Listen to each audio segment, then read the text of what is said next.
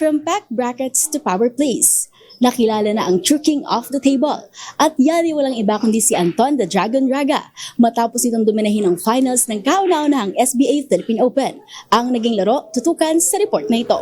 Hinirang bilang hari ng lamesa ang tubong Cebu na si Anton the Dragon Raga sa SBA Philippine Open 2025 na ginanap sa Sharks Arena and Sports Bar sa Tomas Morato Avenue, Quezon City noong linggo ng gabi. Tinalo ng 28-year-old Cebuano Q artist si Jericho Panday Banyares with 13-7 final score sa Race to 13 championship match ng torneo na nilahukan ng mga pinakamagagaling na Pilipinong billiards player. Sobrang kaba, kaya gano'n. Kaya kinakaba kasi sobrang excited ko manalo. Kaya gano'n, nanginginig din ko, pinagpawisan na ako. Kaya pressure, iba talaga ang pressure pag nasa main event ka na talaga.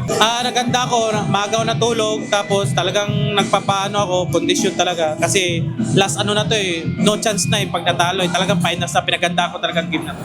Nakuha ni Raga ang 400,000 pesos na cash prize at trophy, habang si Banyares naman ay nag-uwi ng 150,000 pesos at kasama rin ang isang trophy. Para sa mga fans ko, family ko, tsaka sa yung partner ko, kaya binigay ko talaga yung para sa kanila to, laban na to. Message sa mga supporter mo. Thank you sa inyo lahat.